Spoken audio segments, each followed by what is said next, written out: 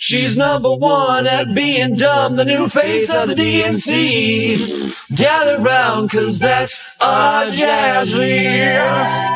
Yeah, baby. Jasmine Crockett's got another hot take. No blacks and whites on a wedding cake. The Democrats' new chosen one, Jasmine Crockett, is in the news again for an old clip where she attacked Florida Rep. Byron Donalds for marrying a... Greg Gutfeld didn't just debate Jasmine Crockett, he obliterated her. What started as a routine exchange quickly turned into a live TV demolition job. Crockett came in with her rehearsed singers, expecting applause. But Gutfeld? He came in like a human buzzsaw, tearing through her talking points with zero hesitation and maximum precision. The audience didn't just watch, they exploded. And as Crockett stumbled to respond, social media went wild in real time, proving once again, if you think political commentary is boring, you've clearly never seen Greg Gutfeld turn a so-called congressional rising star into a live roast session. It's because you married a white woman and so you think that that whitewashed you. That's not very woke, is it? Of course, Crockett isn't the only Democrat who's opposed to interracial marriage, or else more Democrats would have voted for this one. Racist! Greg Gutfeld doesn't debate, he dissects. No hand-holding, no fake civility, just straight-up sarcasm-fueled demolition. So when Congresswoman Jasmine Crockett strutted in with her usual flair for dramatic monologues and TikTok-ready sound bites, the outcome was inevitable. She thought she was stepping into a respectful back-and-forth. Instead, she walked face-first into a wrecking ball. Crockett assumed Gutfeld would treat her with the media's usual kid gloves. Big mistake. Greg treated her talking points like a fire drill, quick, loud, and impossible to take seriously. So I go to you for no particular reason. Is she making any point there?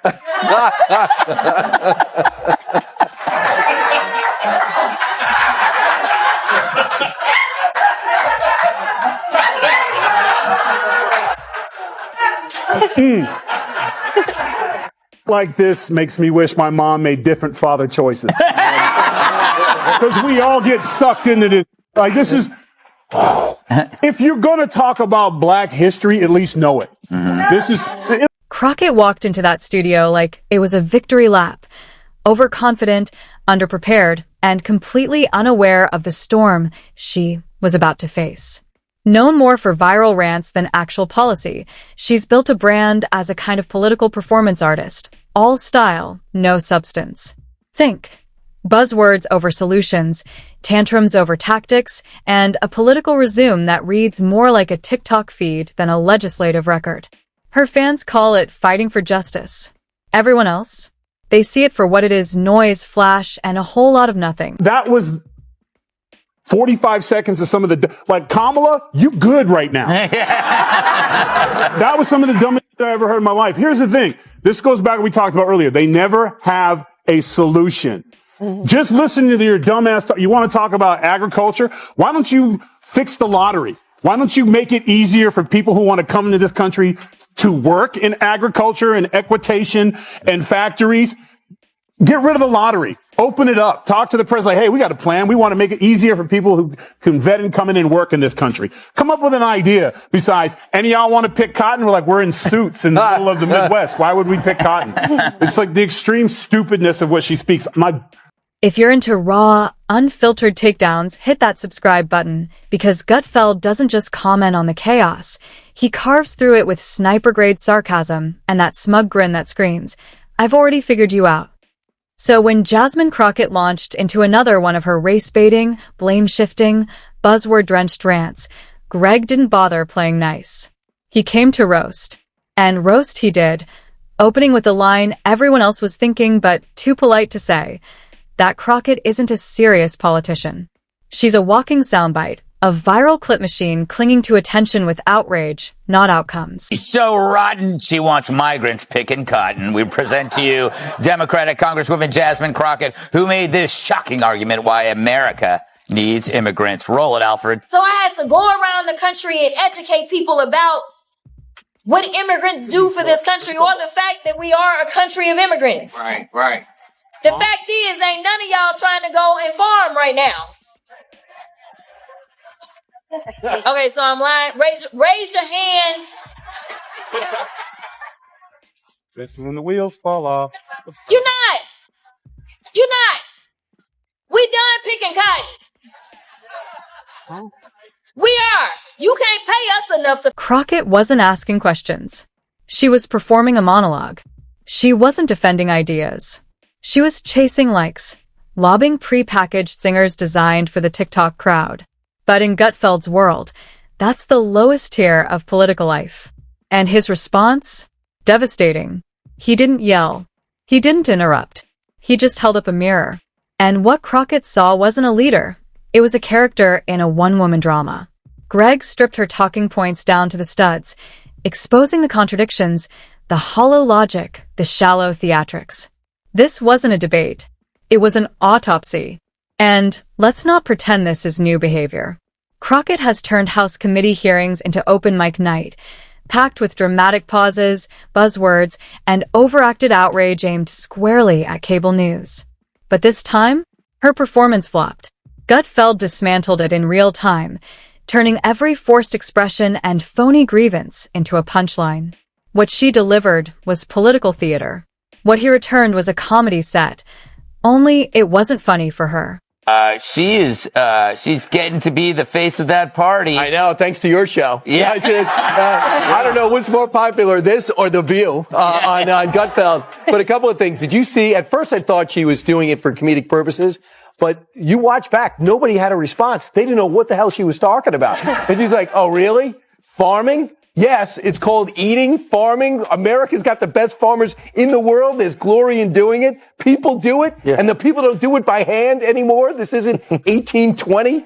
So I was just stunned by what she's saying. But the weird thing is, she probably left that room thinking she knocked it out of the park. And I don't think that anyone can stop her from being the face of the party, except Bernie Sanders, who's 111 years old. Greg Gutfeld didn't just mock Jasmine Crockett's outrage. He demolished the theater behind it. One moment she's preaching unity, and the next, she's accusing anyone who challenges her of being part of some vast conspiracy to silence her brilliance. Gutfeld saw right through it and called it what it was, a carefully choreographed distraction meant to hide the uncomfortable truth that Crockett's resume is a mile wide in attitude, but an inch deep in actual results. And this is where it got truly satisfying. Greg didn't just criticize her antics. He zoomed in on her record. Or more accurately, the lack of one. No landmark bills. No serious achievements. Just a highlight reel of viral sound bites, self-promotion, and political cosplay. In Gutfeld's words, Crockett isn't a leader. She's a brand, a political influencer confusing clout for credibility. Sure, she's got fan pages and hashtags. But when it comes to real impact, nothing. Nada. Just recycled buzzwords screamed louder each time. And right on cue, her defenders came running, armed with the usual cries of bigotry, misogyny, and the ultimate fallback. You're just scared of her power. But Gutfeld wasn't having it. He cut through the deflection with one simple truth. Criticism isn't hate, it's accountability. And if a politician can't take the heat of being called out, they probably don't belong anywhere near real power. Public reaction? Brutal. Social media erupted. Memes flying, clips looping like a UFC highlight reel. One viral image showed Gutfeld towering over a cartoon Crockett with a caption, "Sit down and learn something." She walked in looking for a moment and left as a meme. Opinion on this? Or should I move on to somebody? No, I just... It has to come from me. Yes. Okay. None of y'all are qualified. Not just for one thing, I'm mad at Charmaine the guy because he should have kicked her out. See, the problem is that we are allowing our own culture to be openly racist and get away with it. Now, if a white person is offended by that, and they should be, they say something, it's like, it's not the same thing. But if you say that and another brother looks at you and goes, man, you wrong for that. and I don't want you on my show. Get the hell out. Because I'm telling you right now, if I was not on the show, which happens sometimes, and someone was sitting in his chair and he was complaining about black men this and black that, and they shouldn't be here. And you know what happens when a white woman marries a black guy? You would not have seen that guy in the next segment. He would have kicked his ass off, because you're not going to talk about somebody that I care about like that, or somebody. This wasn't a debate. It was a flamethrower brought to a slap fight.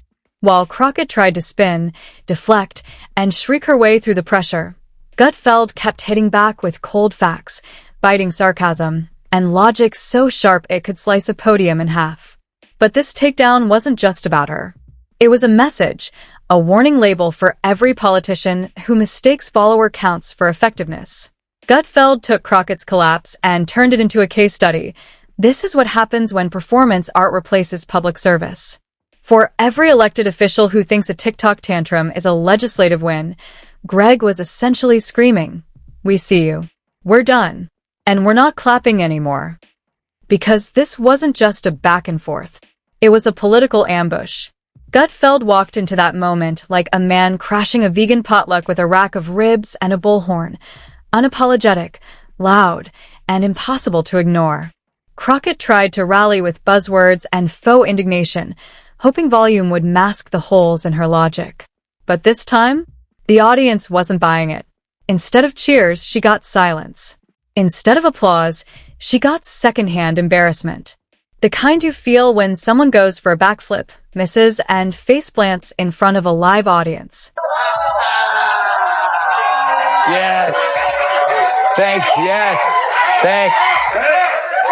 Yeah, all right. All right, stop it. Although I must say you have great taste. Happy Wednesday, everyone. Oh, man. Okay. Crockett flailed in desperation, spinning through her greatest hits of activist buzzwords like a malfunctioning Roomba, systemic oppression, voice of the people. Let me finish. But each one bounced off Gutfeld's unimpressed smirk like ping-pong balls off a brick wall. It was like watching someone try to put out a grease fire by yelling at it. Hectic? Yes. Effective? Not even close. Meanwhile, Gutfeld looked like a man mentally scrolling through a lunch menu, calm, amused, and utterly unbothered. No shouting. No theatrics. Just cold, clinical takedowns delivered with the smoothness of customer service. Thank you for your outrage. Please hold while we transfer you to... Let's see. They called Musk a Nazi, and next thing you know, you got swastikas on cars. They called Trump Hitler and a Nazi and a fascist, and he got shot.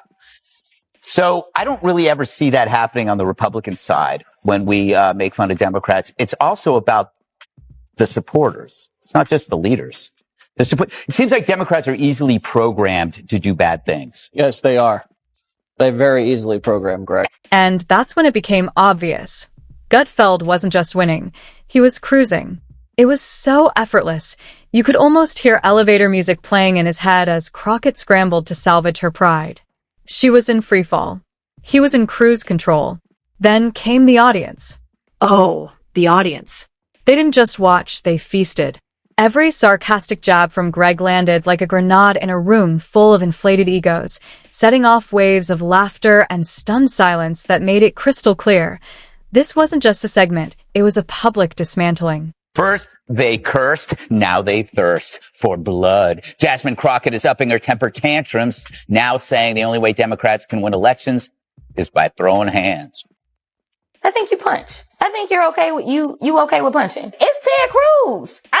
This dude has to be knocked over the head, hard. What started as Crockett's moment of televised defiance turned into a live, unscripted tutorial on what not to do when facing someone armed with wit, facts, and absolutely zero patience for political theater. One-liners hit like confetti cannons. Confidence evaporated. And by the end, what we witnessed wasn't a debate. It was a reality check in real time.